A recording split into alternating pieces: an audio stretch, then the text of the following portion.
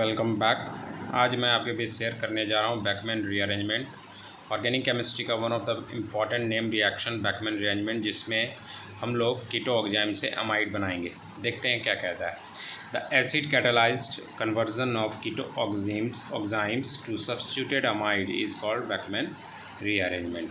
ठीक है, इस रिएक्शन में हम लोग कैटलिस्ट के फॉर्म में एसिड यूज करते हैं, और एसिड का यूज इसलिए करते हैं ताकि जो कीटोऑक्साइम में होता क्या है, हाइड्रोक्सिल ग्रुप होता है, वो एक लिविंग ग्रुप बनाने के लिए हम लोग एसिड कैटलाइज का यूज करेंगे। ठीक है, देखिए कहता है in this rearrangement reaction acid is use to convert the hydroxyl group into a good leaving group, है ना। ये मैंने तो अभी बताया जस्ट कि इसका काम है, एसिड कैटलाइज का यूज है हाइड्रोक्सिल ग्रुप को लीव करवाना। ठीक है, a variety of protic acid, Lewis acid, acid anhydride etc can cause the reaction to occur. कहता है कि कोई भी प्रोटिक एसिड ले सकते हैं हम लोग, लेविस एसिड और एसिड एनाहाइड्राइड भी यूज कर सकते हैं ताकि हाइड्रोक्सिल ग्रुप को लिविंग ग्रुप बनाया जा सके। ठीक है, यहाँ एक सिंपल एग्जांपल दिया हुआ है।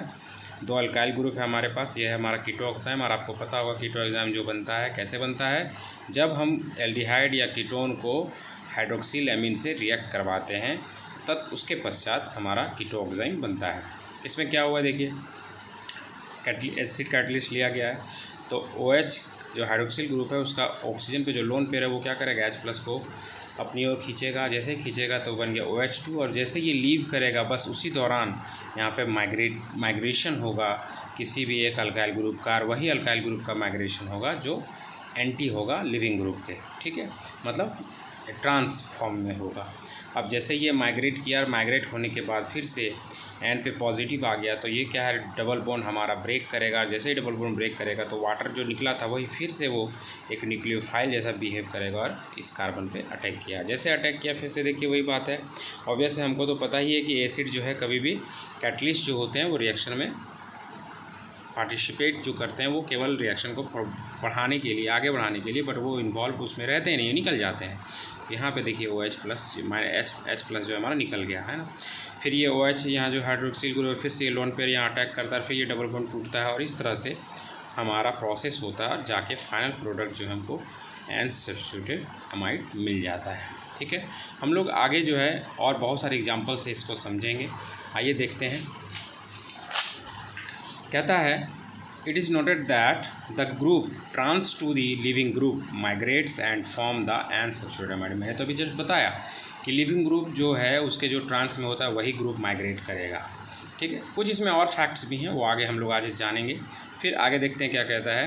Thus in the above example the alkyl R group migrates due to trans to the leaving group. यहाँ पे और भी एग्जाम्पल्स हैं, जैसे मोर एग्जाम्पल्स देखिए। यहाँ पे फिनाइल है, मिथाइल ग्रुप है, डबल बॉन्ड NOH, ये हो गया कीटोऑक्साइम। H+ जैसे लिया, फिर ये लिविंग ग्रुप बना, लिविंग ग्रुप जैसे बना ये निकला, और ऐसे यहाँ पे फिनाइल माइग्रेट हुआ। फिनाइल माइग्रेट क्यों हुआ, क्योंकि ये फिनाइल ये लिविंग ग्रुप जो बन रहा है ये एक दूसरे का क्या है, ट्रांस है, दैट्स वाई फिनाइल माइग्रेट करता है। और सारा फिर प्रोसेस वही है जो हमने इससे पहले वाले एग्जाम्पल में सिंपल समझा था।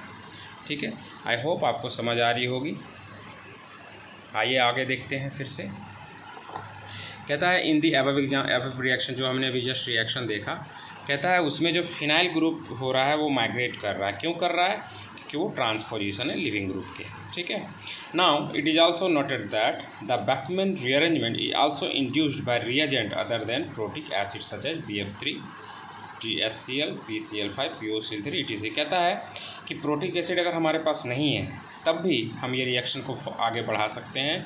क्या यूज करके, लेविस एसिड का यूज करके, BF3, फिर उसकी या फिर टोसाइल क्लोराइड, PCl5, POCl3। क्यों, क्योंकि फॉस्फोरस तो वैसे भी ऑक्सीजन पसंद करता है। टोसाइल जो है हमारा ऑक्सीजन पे अटैच होकर फिर वो लिविंग तो बनाता ही है। BF3 हमारा लिविंग ग्रुप लेविस एसिड है, तो लोन पेयर उससे ऑक्सीजन से जुड़ जाएगा और फिर ये लिविंग ग्रुप बना देगा, है ना। चलिए यहाँ पे इसलिए एग्जांपल एक दिया हुआ है TSCl टोसाइल क्लोराइड की मदद से।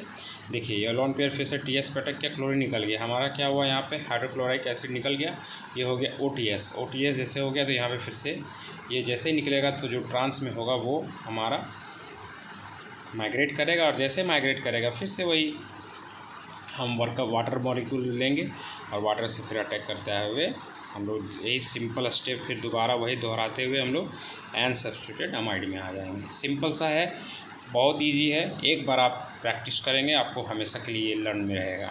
नेक्स्ट आइए देखते हैं, और भी बहुत सारे एग्जांपल्स हैं, आपको मैं यहाँ एक बार स्लोली आपको शो करवा देता हूँ,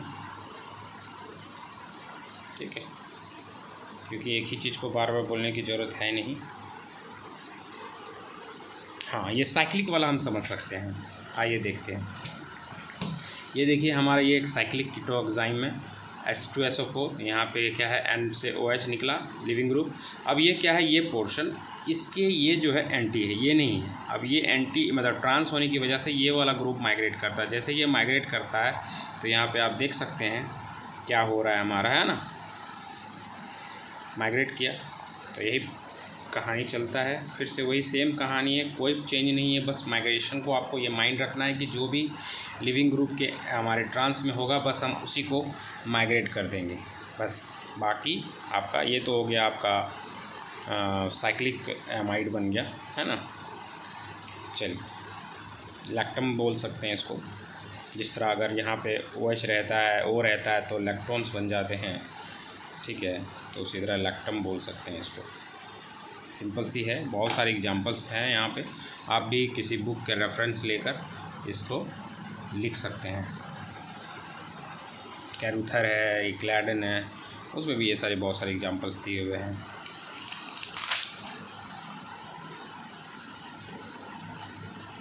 लेकिन यहाँ पे अब हम सीखेंगे नोटवर्दी फैक्ट्स जो इंपॉर्टेंट है बैकमैन रीअरेंजमेंट के लिए। कहता है the Beckmann rearrangement is stereo specific in nature, ये एक स्टीरियो स्पेसिफिक नेचर का रखता है। It is an intramolecular rearrangement reaction, जैसा कि हमने देखा कि ये कि विद इन मॉलिक्यूल हो रहा है, दैट्स वाई ये इसे कहते हैं इंट्रामोलिकुलर रीअरेंजमेंट रिएक्शन।